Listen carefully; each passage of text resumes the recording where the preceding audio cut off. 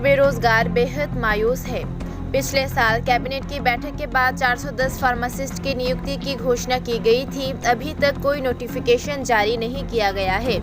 Allopathic, homeopathic, Ayurvedic pharmacist नियुक्ति की मांग को लेकर कई बार विरोध कर चुके हैं। वे मुख्यमंत्री से मिलना चाहते थे, लेकिन ऐसा नहीं हो सका। अंत में वे अधिकारियों से मिले और अपना गुस्सा जाहिर किया। वादा 15 दिनों की समय सीमा के साथ किया गया था। 15 दिन बीत चुके हैं, लेकिन अभी तक उनकी नियुक्ति नहीं हुई है। बेरोजगार फार्मासिस्टों की ओर से रविवार को अगरतला प्रेस क्लब में प्रेस कॉन्फ्रेंस का आयोजन किया गया। प्रेस कॉन्फ्रेंस में नियुक्ति को लेकर फार्मासिस्टों ने मीडिया का सामना किया। मीडिया বন্ধুদের আছেন ওদেরকে স্বাগতম জানাই আমাদের এই প্রেস মিটে।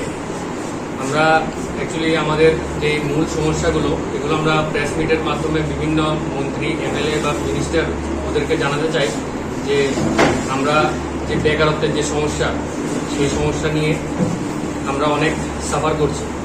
তো আপনারা হয়তো জানেন যে ডিসেম্বর মাসে 10 ডিসেম্বর 2021 এবং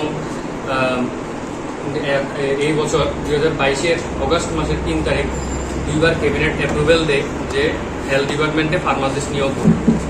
তো অ্যাকচুয়ালি ক্যাবিনেট অ্যাপ্রুভেল তো দিয়ে দিয়েছে, কিন্তু কোনো যাতে ওরা অতি সত্বর সলভ করে। আমরা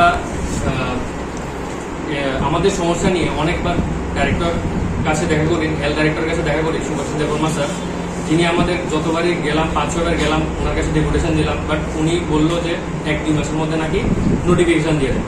কিন্তু দেখা গেল কি 1-2 মাস পেরিয়ে গেল, 4 মাস পেরিয়ে গেল, কিন্তু কোনো নোটিফিকেশন নেই। তারপরে আমরা এবার হতাশ হয়ে এবার আমরা গেলাম হেলথ সেক্রেটারির কাছে।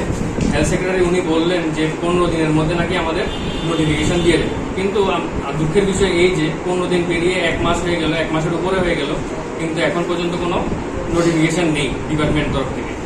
তারপরে আমরা বিভিন্নভাবে আগেও চেষ্টা করেছিলাম, এখনও চেষ্টা করেছি যে সিএম স্যারের সঙ্গে অ্যাপয়েন্টমেন্ট নেওয়ার জন্য। তো এর আগে যখন পূর্ব যখন সিএম ছিল তখন আমরা 5-6 বা 7 বারের উপরে ডেপুটেশন দিই, অ্যাপয়েন্টমেন্টের জন্য অ্যাপ্লাই করি, কিন্তু আমরা অ্যাপয়েন্টমেন্ট পাইনি।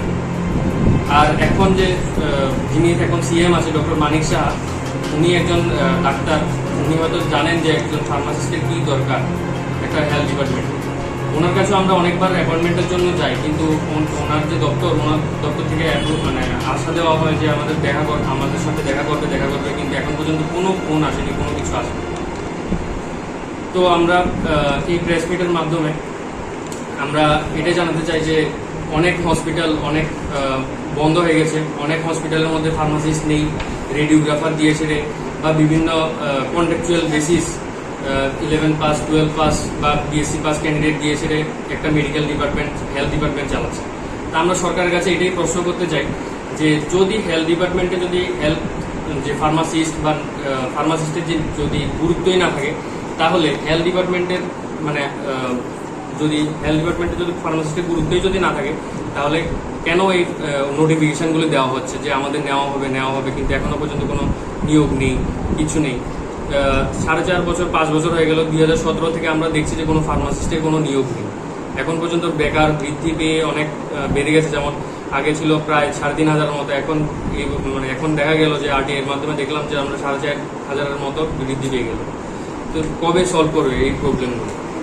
তো আমরা যিনি সিএম বা বিভিন্ন মিনিস্টার, এমএলএ যারা বলেছিলেন যে আপনারা সমস্যাগুলো সলভ করবে, ওদের কাছে আমরা একটাই প্রশ্ন যে আমরা প্রবলেমগুলো কবে সলভ হবে?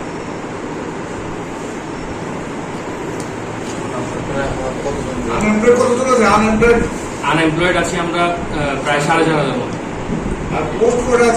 পোস্ট এখন পর্যন্ত 729টা পোস্ট আছে, কিন্তু এখন অ্যাপ্রুভেল ফাইন্যান্সে অ্যাপ্রুভেল দিল যে প্রথমবার অ্যাপ্রুভেল দিল 412 জন, তারপরে আবার কমিয়ে এটাকে দেখা গেল 200 জন করা হয়েছে। এখন পর্যন্ত ওই কমানোর সিদ্ধান্ত আমরা পালন করা হয়নি। আমরা অনেকবার দিয়েছি, অনেকবার 10-12 বারের উপরে হবে। সরকার দুইবার ক্যাবিনেট অ্যাপ্রুভেল দিল, কিন্তু এখন পর্যন্ত কোনো নোটিফিকেশন নেই ডিপার্টমেন্ট তরফ থেকে। কোনো উদ্যোগ, একটা যে স্টেপ নেবে যে নোটিফিকেশন বের করি বা আমাদের পরীক্ষা যে নেওয়া হবে, এটারও কোনো ভিসা পাচ্ছে না আমাদের। আপনারা কতদিন অপেক্ষা করবেন আরো? আমরা এখন আর ইলেকশনের আছে 1-2 মাস, তো তাই আমরা এখন আর অপেক্ষার মাধ্যমে আমরা যেতে চাইছি না।